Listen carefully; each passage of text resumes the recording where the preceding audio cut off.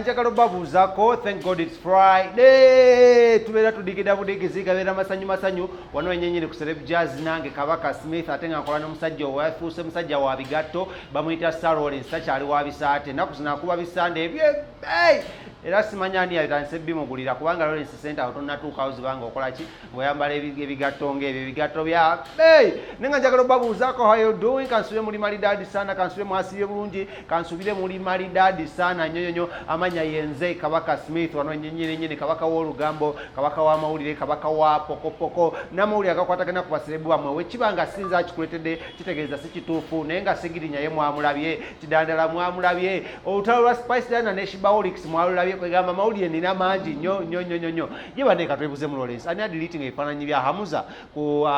Facebook ya gundi ya Rema wamutegedde kirabika ndowooza Anonymous yayingiddeyo kati kwegamba mawulire go tulina mangi onakwairo naye simanyiwa wakutandika ne kasooka embuuzeeko mwena naddala abakyala, the beautiful ladies, how are you doing? Abatulabira from the likes of Uganda, Kampala, thank you so much for the love. Njagala obuuzaako abakyala bali mu Gazaland awo mutulaba nnyo, abakyala bali mu Mukwana Arcade awo batunda engoye z'abaana, thank you so much for the love. Lawrence, abakyala b'omu Mukwana Arcade batwagala, waliwo n'Arcade awo empya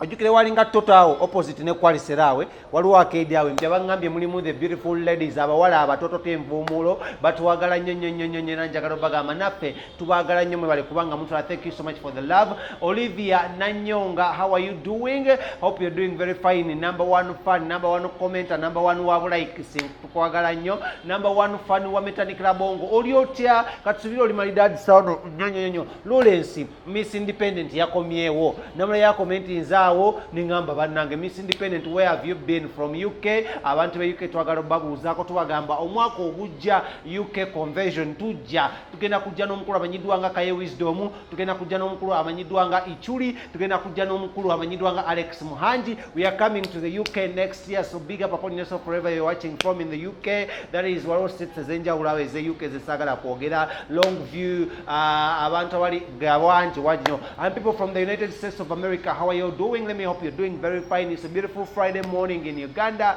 such a sunny beautiful morning. Akasana kavudeyo da, we want to say how are you doing? Omukyala manyidwa nga Sierra kutumideka nyenyenyo awe USA Manhattan awate mu state singayo kuba eyabagaga New York. Kwegambe kino kikwasakanyiza bulunyo kyali wange kabogoza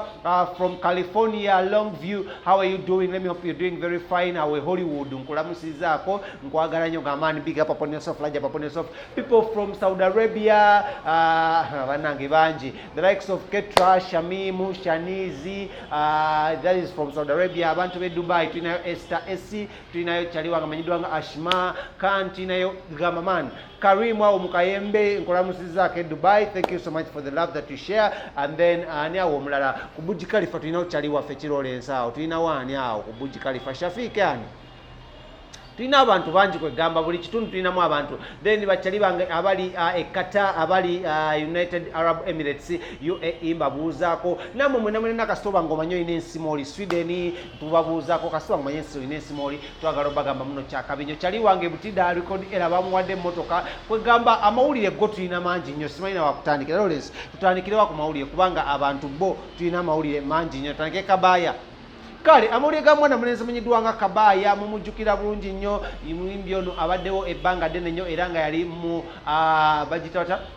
camp emanyiddwa nga ya Firebase era nga yalinga n'omukulu amanyiddwa nga Bobo Wine balina n'akayimba ke bayimba bona na some long time coming emabega eri era ng'omukulu ono munnange abadde ajja abeerawo. Bobo Wine oluvannyuma lw'okuyingira Parliament waliwo olutalo lunene nnyo olwali between Kabaya ne mwana mulenzi Butcherman nga bwe bayagala kwerondako ani ayinza okubeera ghetto gladiator omulala ani ayinza okujja Bobo Wine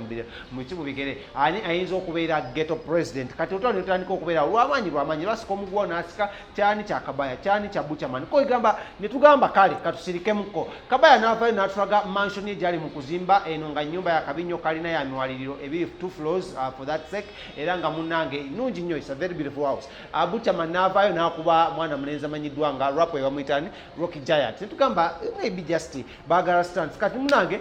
ne tuka mwaka guno nga okulayira kwa Museveni kugenda maaso full figure kyeyakola Museveni yamugamba Mr. Museveni yamugamba genda ofuneyo abaana ba ghetto obaleete babeerewo mu kulayira kuno because they've contributed partly much as much as have won. They've contributed too much ku winning yange. Fulfiga ng'agenda contactinga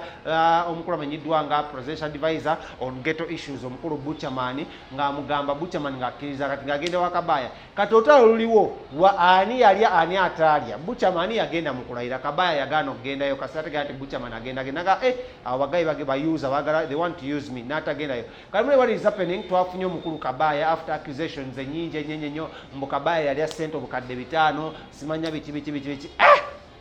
nitugamba katonye Kabaya twamuguddeko mu ghetto z'omu Kampala n'agezaako tubuulira abantu abataddewo ekibooziboozi kino okuli omukulu amanyiddwa nga Balamu ne Fulfiga era bano yabawadde levu yabagaye bamuleke tebamwononera bulamu because ye akyalina ebyokukola bingi nnyo naddala mu ghetto ez'enjawulo ye nga ghetto president yagambye tanali akuwadde n'11 oluvannyuma lw'okumuleetera kaadi emuinvitinga ekololo n'agigoba n'agenda ku covid test ne nategera muno bagenda kuleeta Buchaman babeere nga babagatta n'agamba nze sobola nakubeera nga ndiringana omuntu snitch oba emmese oba omuntu alya mu bantu be olukwe so for that sake njagala kutuuseko omukulu Kabaya nga bw'omulaba yadde fully dressed mu nope colors mu color eya red gwe njagala okusooka okutuusaako then tugenda maaso namuli amala mangi nnyo. My name is One the King himself wano wenyini ku Celeb Jazz tuyinza okukola kikimu kyokka genda wansi awo obeere ng'osubscribinga ate kino tube nga tukiteeka ku level eddako ndi bulungi kakati kulikayo kololo Abuloze sate kololo college okukola kyekololo kakati ensonga eriwo tetugenda wala nnyo Isima yavuddeyo n'agamba nti Kabaya ekyakugana okugenda mu State House tebakuwa ssente ekiro naye ng'essaawa eno oli muntu w'enaalemu era Bobi Wine yasegeredde nnyo Bobi Wine n'amugamba nti abantu be bonna bakoze eki bamuweddemu olaba ne Kabaya amulyamu olukwe ozi Isima kyabamanya ebigambo bibeere bitono mukulu Isima ebigambo bibeere bitono kubanga ndaba Isima yagenda amanyi waliyo ssente ye yennyini nempulira ennaku zino akaabirira Kayanja pasita Kayanja ssebe ekizimbe wanyima okusiiga ekizimba Isima amanye ekintu kimu bw'aba yakwata mirimu gya kusiiga langi agenda asiige langi sokojje Isima kyalina okumanya ayina okukwata endobozi eza langi agenda asiiga ebizimbe by'abantu ajja kuba bulungi naye kanaalowooza nti eri gye bagenda kufuna ssente ate nga bwakaaba kati ekituufu tetukitegeera kati ssente ze ziriwo ze bayinza okumpa ezimala ezinamba ezaawo kyogaze nzize embeerako okuva lwenzaaliddwa nze nve muganda wange olw'obuswazi just obuswazi tekisoboka Isima yeebereremu naye Kabaya kakalo tubuye wakeera ku makyali ne bakuyita nti Kabaya tukuwa milioni 15 togenda ate 15 kati pesente tuzaagala mu kutiya kubanga 15 nzenze nnyini byennina ebikalu bizitowa obuwumbi obwo okitegedde kakati sente mba nzaagala mu bukutiya obw'ekikumi batupangireyo obukutiya nga 5 tubusuule mu mmotoka yange eyo tulyoke tugende tulabe mu ghetto kye tuneekola ne bwe kitaba ekyawo tewali waka Kabaya abantu bakakase tugenda kusinkana President Museveni sikirowooza nga nakeera sikisuubira okitegedde sikirowooza nga nako seegomba nakwegomba okitegeera kugenda kumusinkana kubanga era sijja kusangayo kyanjawulo n'abagenzi eyo tusirabawo kyanjawulo kye bali abamu bali mu kwekukuma babasaba ne ssente ze baabawa tebaziraba kati gwe Buche yagendayo olaba akyusa obulamu bwe